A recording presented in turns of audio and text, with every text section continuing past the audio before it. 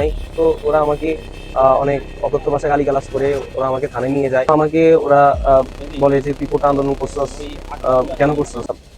ওদিন রাত্রে খুব কি একটা পরিস্থিতির মধ্যে গেছি আসলে কল্পনার বাইরে। এখন পুলিশ চলে যায় কিনা সেটি দেখার বিষয়। যাক, ওই যে আমাদের একটা বেড দেয়, যে বেডে আসলে হয়তো সর্বোচ্চ দুজন শুতে পারে, হয়তো ওখানে 3-4 জন মিলে আমরা ওখানে শুয়েছি। সেন্স অফ হিউমার বলে দিয়েছিল যে দেশে কিছু একটা হইতে যাইতেছে। আসলে আবার সেখানে ফিরে আসে কিনা, হয়তো যদি আবার ফিরে আসতো হয়তো আবার আমাদেরকে গ্রেফতার করতো, আমার কারাগারে হয়তো আবার যাওয়া লাগতো।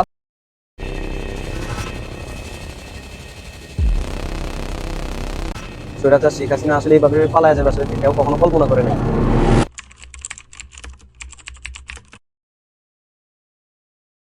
আসসালামু আলাইকুম। বার্তালয় 24 কর্তৃক আয়োজিত মুক্ত কথাতে আপনাকে স্বাগত। আমি নাহিদা নাজনীন উর্মি। আমাদের সাথে আছেন আজকে আমাদের স্পেশাল গেস্ট জুবায়ের আলী ইয়াসিন, এবং যিনি নোয়াখালী বিজ্ঞান ও প্রযুক্তি বিশ্ববিদ্যালয়ের computer science and telecommunication engineering বিভাগের 4th বর্ষের একজন শিক্ষার্থী। কেমন আছেন ভাইয়া? ভালো আছি। আচ্ছা ভাইয়া, জেলে থাকাটা তো এমনিতে কষ্টকর, তার উপর আপনাকে 15 দিন থাকতে হয়েছে। ওই 15 দিন আপনার দিন কিভাবে কাটলো? আমরা যখন আহ কারাগারে প্রবেশ করি, আমাদের সাথে মোট 26 জন ছিল ওই দিন। তো তখন সহকারী জেল সুপার আমাদেরকে জিজ্ঞেস করে আর কি, তোমরা পড়াশোনা করো নাকি চাকরি বাকরি করো। তো আমরা বলি যে আমি তো পড়াশোনা করি। তো আমাকে জিজ্ঞেস করে তুমি কই পড়াশোনা করো। তো আমি বলি যে আমি নোয়াখালী বিজ্ঞান প্রযুক্তি বিশ্ববিদ্যালয়ে পড়াশোনা করি। তো উনি আসলে যখন বুঝতে পারে যে আমি বিশ্ববিদ্যালয় স্টুডেন্ট, পরে জিজ্ঞেস করে যে তোমাকে কেন ধরা হয়েছে। তো আমি বলছি যে আসলে আমরা তো ওই যে কোটা আন্দোলন করি, আমরা তো যৌক্তিক আন্দোলন করি, তারপরে আমাদেরকে আসলে ধরে নিয়ে আসে আর কি। তো আসলে উনি আমার এই কথা শোনার পরে আসলে একটু আফসোস প্রকাশ করে। আমরা যে লক্ষ্মীপুর কারাগারে ছিলাম ওইখানে মোট 3টা ভবন, একটা হচ্ছে পদ্মা, মেঘনা, আর একটা হচ্ছে যমুনা। তো আমাকে পদ্মাতে আমাকে শিফট করে। তো আমি পদ্মাতে পদ্মার 3 নম্বর ওয়ার্ডে আমাকে অন্তর্ভুক্ত করে। তো ওখানে আমি যাই। তো আমরা যে রুমে ছিলাম হয়তো স্বাভাবিকভাবে ওই রুমে সর্বোচ্চ 20 থেকে 25 জন থাকতে পারতো, কিন্তু ওখানে ছিল প্রায় 60 থেকে 70 জন। আচ্ছা ভাইয়া, পুলিশ আপনাকে কেন গ্রেফতার করেছিল এবং কোন অবস্থায় গ্রেফতার করেছিল? তারিখ সন্ধ্যায় আমার বাসায় পুলিশ আসে। পুলিশ আহ, পুলিশ যে আসবে, আমার এক বড় ভাই আমাকে ফোন দিছিল যে আহ, আমাদের এলাকায় অভিযান শুরু হইতে পারে। তো উনি আমাকে সাবধান করছিল। তো আসলে আমি আসলে চিন্তা করতে পারি না যে এত তাড়াতাড়ি হয়তো আমার বাসায় পুলিশ আসবে। একটা পর্যায়ে পুলিশ খুব ধাক্কাধাক্কি করছিল, যেন আমাকে আসলে জোর করে নিয়ে যাবে। তো বাবা আসলে ভয় পেয়ে তখন দরজা খোলে। দরজা খোলার পর পুলিশ আমাকে টানা হেঁচড়া করে নিয়ে যায়। তো বাবা বলছে আমার ছেলেকে কই নিয়ে যাচ্ছেন। তো বলে যে ওসি স্যার ওর সাথে কথা বলবে। তো বাবা আসতে চাইছিল কিন্তু বাবাকে ওরা আসতে দেয় নাই। তো ওরা আমাকে অনেক অকথ্য ভাষায় গালিগালাজ করে ওরা আমাকে থানায় নিয়ে যায়। আমাকে ওরা বলে যে তুই কোটা আন্দোলন করছস, কেন করছস, বা আমাকে একটু হ্যারাসমেন্ট করে আর কি। তো যাক, সারা রাত ওই দিন খুব কষ্টের মধ্যে ছিলাম। জীবনে যে এমন কঠিন একটা দিন আসবে তখন আসলে ভাবতে পারে নাই। পরের দিন সকালে আমাকে আহ ওরা হ্যান্ডকাপ পরাই আসলে আমাকে ওই যে কোর্টে নিয়ে যায়। তো যাওয়ার পথে ওরা আমাদেরকে আশ্বস্ত করে যে আমরা আজকে বিকালে হয়তো জামিন পেয়ে যাব। তা আমরা তো বুঝতে পারি না, ওনাদের কথা শুনে একটু মনে হয়েছিল না, একটু প্রাণের সঞ্চার হয়েছে না হয়তো আমাদের জামিন হয়ে যাবে। এক রাত হয়তো ছিলাম, থানায় ছিলাম, হাজতে ছিলাম, হয়তো জামিন হয়ে যাবে।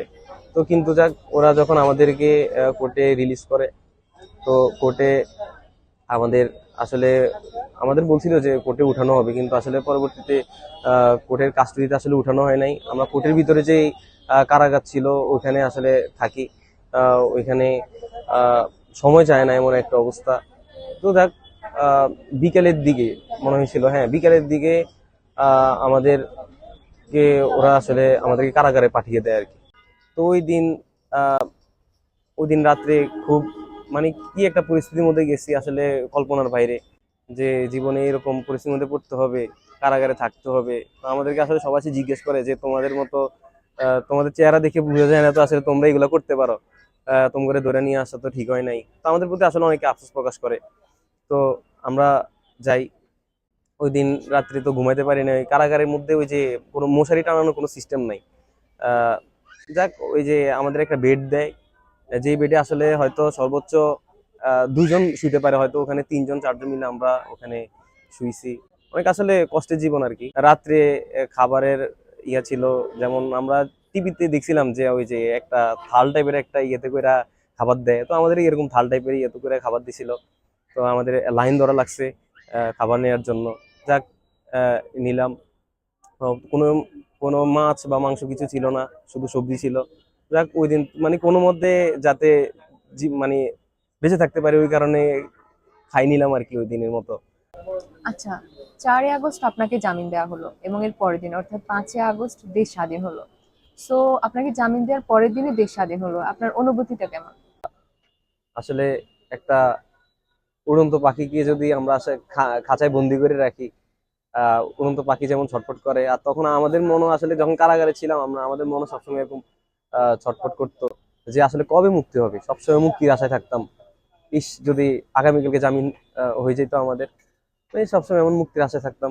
যাক, আহ, যখন 4 তারিখ আসে তখন মানে আমাদের কারাগারে মানে খুবই কড়াকড়ি হয় যে মানে তখন আমাদের কারারক্ষী বলে দেশে নাকি খুব গন্ডগোল হইতেছে। তো এর মধ্যে আমরা যখন আহ আমাদের আমি যখন নামাজ পড়ি, আসরের নামাজ যখন জামাতে পড়ি, তখন মানে নামাজের সালাম ফিরানোর সময় হঠাৎ করে কারাগারে মানে মাইকি বলতেছে যে আমাদের মানে আমার জামিন হয়েছে, আমার আমার নাম এবং আমার বাবার নাম ধরে ডাকতে বলেছে, আমার জামিন হয়েছে। তো আসলে তখন খুব খুশি লাগতেছিল যে আসলে আল্লাহ কবুল করে নিছে যে আমাদের জামিন। তখন এটা আসলে অনুভূতি মানে বলে বোঝানোর মতো না। মানে খুব খুশি লাগতেছিল যে আমাদের জামিন হয়েছে, আমাদের সাথে আরো কয়েকজন ছিল ওদেরও জামিন হয়েছে।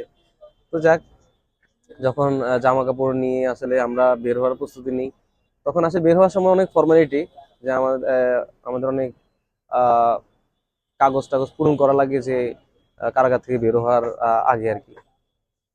তো আমি ভাবছি যে আমার ফ্যামিলি সবাইকে সারপ্রাইজ দিব, ওরা জানে না যে আমার আহ, মুক্তি হয়েছে।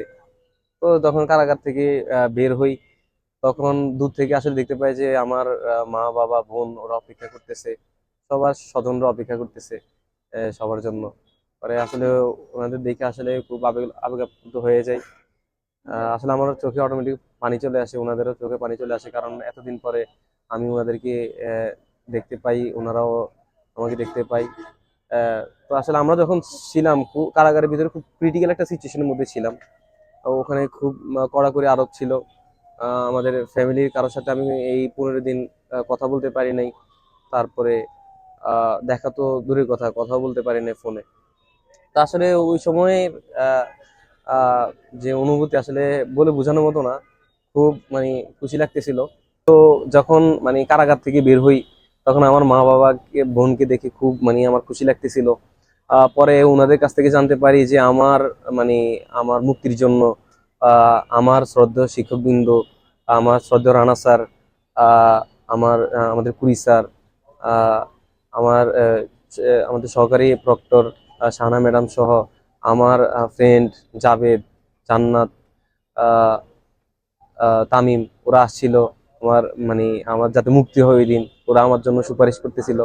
যাকে এই কথা শুনে আসলে খুব মানে আমার মনটা আরো বড় হয়ে গেছে, যে আসলে আমার জন্য এত কষ্ট কইরা ওনারা এত জীবন বাজি রেখে ওনারা আমার জন্য এসেছিল, যে আমার যাতে রিমান্ড না হয়, আমার যাতে দ্রুত জামিন হয়, ওনারা আমার সুপারিশের জন্য আসছিল। আসলে তখন আসলে মনটা আসলে ভরে গেছে, যে আমার জন্য আহ আমার ডিপার্টমেন্টের আমার ব্যাচমেটেরা, আমার সিনিয়র জুনিয়র অ্যালামনাই যারা আছে সবাই আসলে সবাই সবার জায়গা থেকে প্রতিবাদ করছিল যাতে আমার মুক্তি হয়, আমার মুক্তির দাবিতে। এই জিনিসগুলো দেখে আসলে আমার মানে খুব আনন্দ লাগছিল। আসলে ওনাদের কাছে আমি মানে চিরঋণী হয়ে থাকবো, ওনাদের ঋণ কখনো আমি শোধ করতে পারবো না।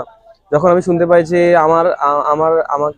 আমার মুক্তির জন্য যখন ওরা আসে, আহ ওই দিন আমাদের লক্ষ্মীপুরের অবস্থা খুবই মানে খুব ক্রিটিক্যাল একটা সিচুয়েশন ছিল, খুবই গোলাগুলি হয়েছিল।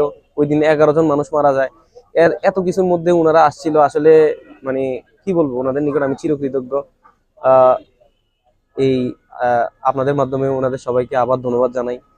তো আমার ফ্রেন্ড সার্কেল যারা আছে, আমার সিনিয়র জুনিয়র সবাইকে ধন্যবাদ জানাই। আসলে ধন্যবাদ জানিও মানে আসলে ওনাদেরকে ছোট করতে চাই না, তারপরে আসলে ধন্যবাদ জানাতে হয়। সবাই আসলে আমার জন্য প্রতিবাদ করছিল। এই জিনিসগুলো দেখে আসলে আমার খুব মনটা খুব বড় হয়ে গেছে। আহ দেখি তারপরে আবার চারপাশে তাকিয়ে দেখি আসলে মানে রোড ঘাটের মধ্যে খুব থমথমে অবস্থা বিরাজ করতেছে। যে আহ, আমার কাছে তখন একটা ধারণা হয়েছিল যে হয়তো দেশের অবস্থা খুবই খারাপ। আহ, আবার ওই আমরা আমরা যখন বের হওয়ার টাইমে আমাদের ওই সহকারী জেল সুপার আমাদের বলছিল, তোমরা আহ, কারাগারে থেকে বের হয়ে যাইতেছো, তোমরা এখন নেতা হয়ে যাইবা মিয়া, কি বলো তোমরা ইয়েতে যাও, ঢাকা যাইবা কবে? আমরা বলছি ঢাকা যাবো স্যার।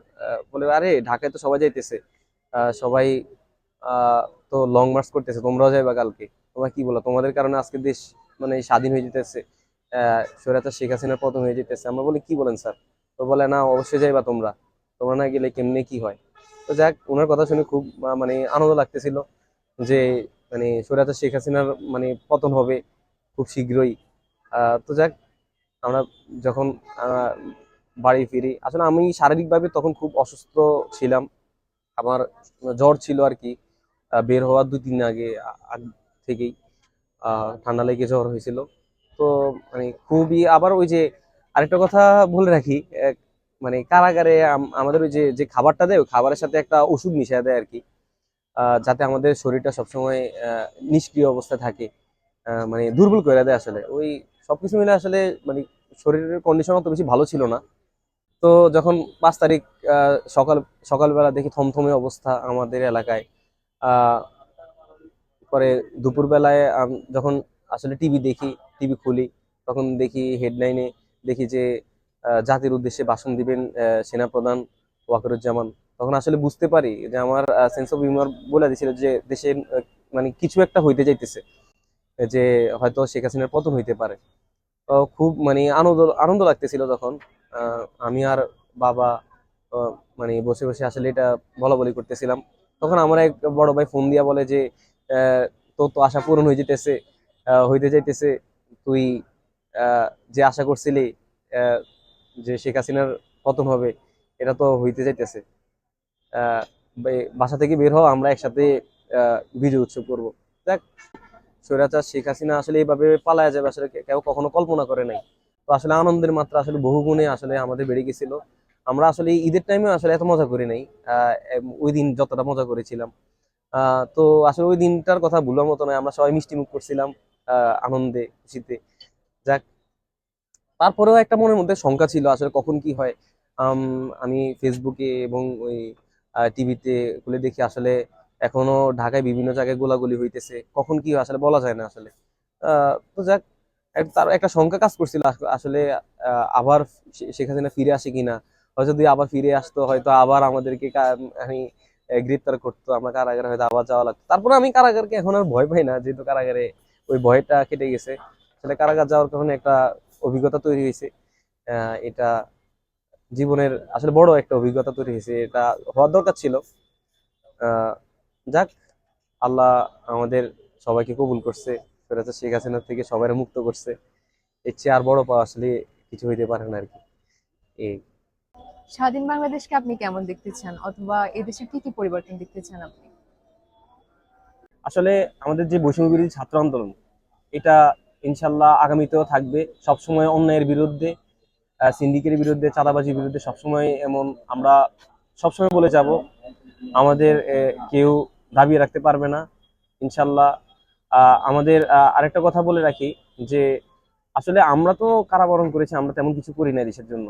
আমরা আমাদের যেই ভাইরা দেশের জন্য জীবন দিয়েছে, এই আমাদের এই দেশ দ্বিতীয়বারের মতো স্বাধীন হওয়ার জন্য যারা জীবন দিয়েছে, আহ, তাদের তাদের কথা তো আসলে মানে বললেই কখনো শেষ হবে না। তাদের ঋণ কখনো আসলে শেষ হবে না। তাদের নিকট আমরা আসলে যার ফ্যামিলিতে কেউ মারা গেছে, একমাত্র সেই বলতে পারে, যে ভিকটিম সে একমাত্র বলতে পারে যে আসলে তারা কি হারাইছে। তো আসলে রক্তের বিনিময়ে আসলে যে ইতিহাস রচিত হয়, আসলে আমরা এই আমাদের গণমানুষের আন্দোলন, বৈষম্যবিরোধী ছাত্র আন্দোলনের মাধ্যমে আমরা এটা আসলে প্রমাণ পেয়েছি। আহ তো আমাদের ছাত্র সমাজের জন্য সবাই দোয়া করবেন। আমরা যাতে আপনাদের সাথে সবসময় এমন থাকতে পারি। আমরা সবসময় যাতে অন্যায়ের বিরুদ্ধে আমরা সবসময় যাতে কথা বলতে পারি। আমাদের আপনারা সবসময় সহযোগিতা করবেন। যে কোনো অন্যায়ের বিরুদ্ধে আমরা ইনশাল্লাহ পাশে থাকবো, পাশে আছি।